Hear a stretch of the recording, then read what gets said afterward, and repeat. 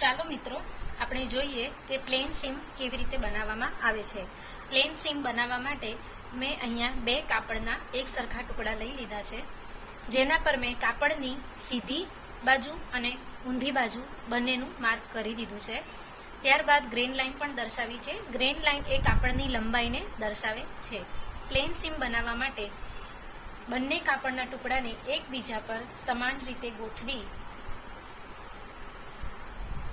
0.25 ના અંતરે એક સરખી સિલાઈ કરવામાં આવે છે।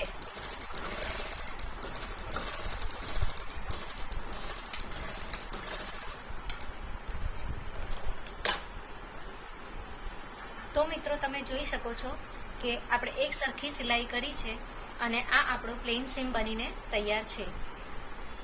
આ પ્લેન સીમની ઊંધી બાજુ છે અને આ પ્લેન સીમની છત્તી બાજુ છે।